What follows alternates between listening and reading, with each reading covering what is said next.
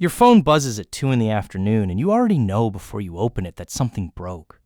Your brother never calls this early unless it already happened.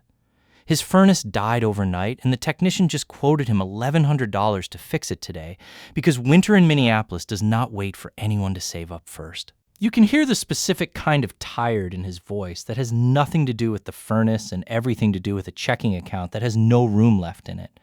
For him, $1,100 means the credit card he keeps folded in the back of his wallet for exactly this kind of morning, the one already sitting close to 25% interest. If he cannot pay it off fast, that $1,100 quietly turns into something closer to $1,600 over the next year without him spending a single extra dollar anywhere.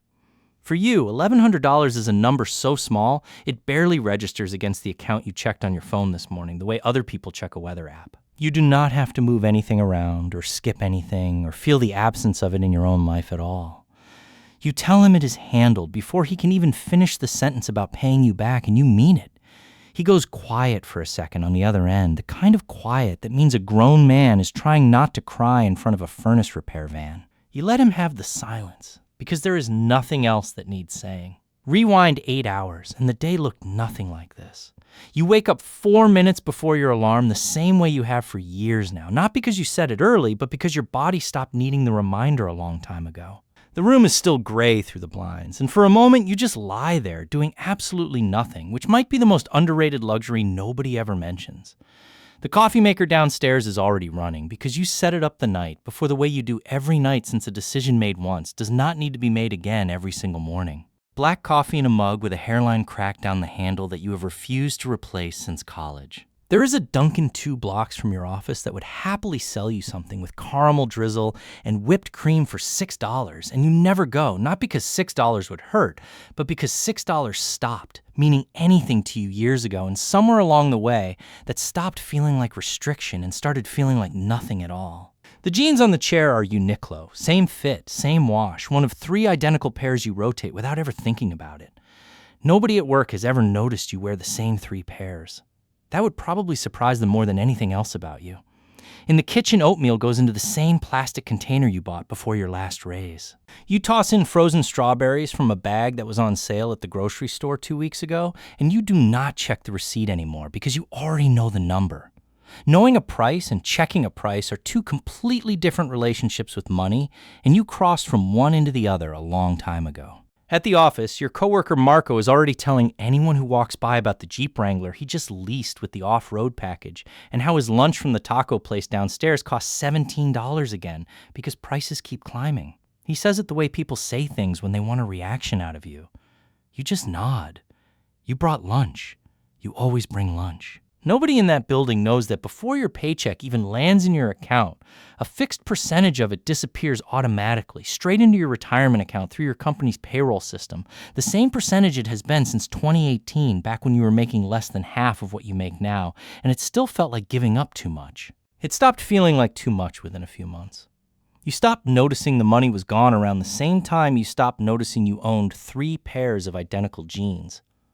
That is the part nobody at that office will ever see. Not a number on a screen, but an absence, a thing that never had the chance to become a lease payment or a taco lunch or a sunroof you would stop appreciating within half a year anyway. On your drive-in, you hit the light at the corner of Lyndale and Franklin, the same light that always seems to catch you at exactly the wrong or exactly the right moment, depending on the day. A truck pulls up in the lane next to you, and you feel the vibration in your chest before you even look over. A Chevy Silverado high country trim jacked up on oversized tires, black on black, with a dealer sticker still in the back window paper, not metal only days old. You recognize the driver loosely from the gym on Hennepin, the kind of nod 2 people give each other when they know a face, but never bothered learning a name. You think his name is Tony, works in sales somewhere, the kind of job where the vehicle in the driveway does half the talking for him. The truck idles next to you, chrome catching the morning light in a way that seems almost intentional about it, and you do not feel envy, which surprises you a little every time it happens.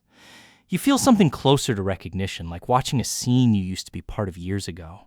A truck like that runs close to $70,000 once the extras get added, and nobody pays that in cash. So the number that actually matters is not the one on the sticker. It is the one on the loan he probably signed without reading past the last page. Call it 7.5% stretched across 6 years, because that is what almost everyone does now, just to make the payment feel survivable. Run the math and it lands somewhere around $1,100 every single month for the next 72 months. You know that number, the way you know your own paycheck, not as a payment, but as a decision about where money goes before anything else gets the chance to take it first. Because if that same $1,100 went somewhere else every month into a plain, boring index fund tracking the total stock market and just sat there compounding quietly at something close to the historical average, you would not be looking at a truck anymore. 20 years from now, you would be looking at somewhere past $900,000. Not a guess, just arithmetic. Arithmetic that does not care how good the exhaust sounds at a red light. You are not judging him. You want to be honest with yourself about that. He is not foolish, and he is not doing anything most of the country would not do in his exact position. He just cannot see the number you are seeing because nobody prints a sticker for opportunity cost. The light turns green half a second before either of you expects it, and the Silverado pulls away first, loud and proud, merging ahead like it has somewhere urgent to be. You follow at a normal speed in a car with no payment left on it, no interest accruing anywhere, just a full tank and an ordinary Tuesday commute. By the time you park at the office, you are not thinking about the truck anymore. You are thinking about where that quiet math has actually landed after all these years. At lunch, you open your investment app the same way other people check a sports score, not out of worry, just out of habit. The number at the top reads 1.8 million. You look at it a second longer than usual today, not because it changed, but because your neighbor Priya mentioned this weekend that she just opened her first retirement account at 32 nervous about whether 5% was enough. You told her to start there and raise it 1% every year on her work anniversary. You did not tell her the rest. You did not tell her that this year alone you were allowed to put over $23,000 into that account before taxes ever touch it, and that you have maxed it out every single year since January when you were earning less than half your current salary. Most of the balance sits in one boring fund you have not sold a single share of since you opened it. Not during the crash, everyone panicked about a few years back. Not during the correction after that, when people at the office were quietly stressed over lunch.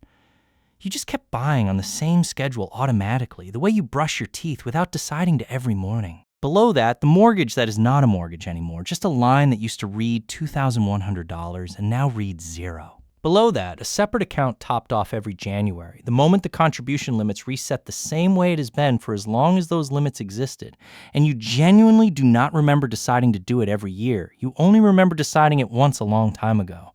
None of that shows up anywhere visible. No dashboard light, no notification, no announcement. Just a phone in your hand quietly confirming that a decision made in your late 20s, repeated without much thought for over a decade, turned into 7 figures without you ever having to feel disciplined about it on any single day. That evening at home, a browser tab has been sitting open for almost 2 years now, closed and reopened more times than you would admit, an Omega Seamaster steel case, blue dial $6,200 at retail, if you could even find one without paying above sticker.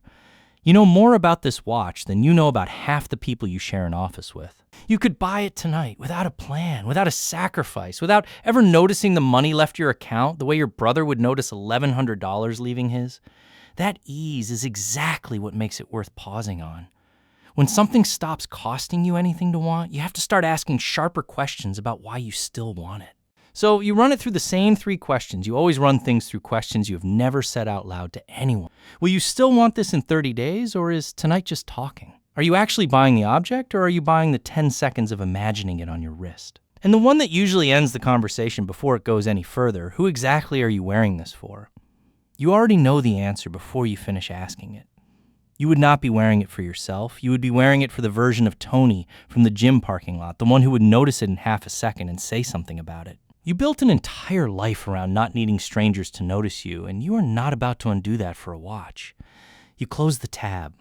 Across the street, your neighbor Mike has a jet ski on a trailer that has not moved in 3 weeks and a camper parked behind it and 2 SUVs still wearing paper plates. Mike makes more money than you do, or at least says he does, and by any measure, a stranger driving past would think he is winning. What that stranger cannot see is the home equity loan quietly propping up that driveway, or the fact that Mike mentioned last month, half joking, that he could not survive 4 months without a paycheck before things got difficult.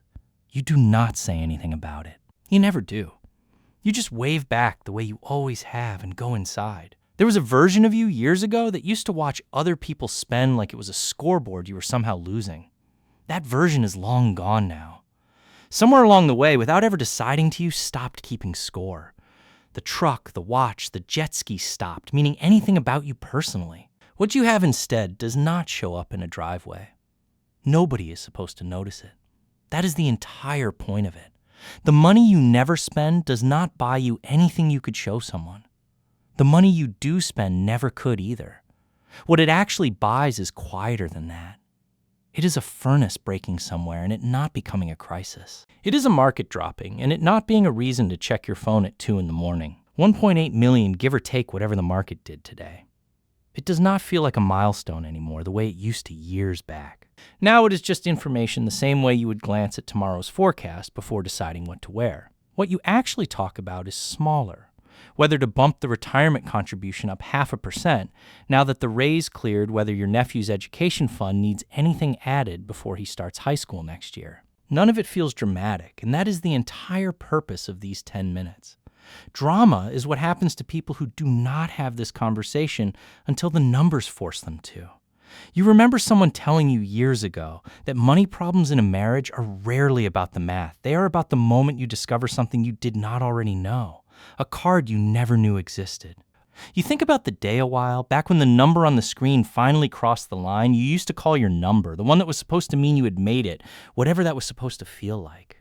Nothing happened. No celebration, no sense of arriving anywhere.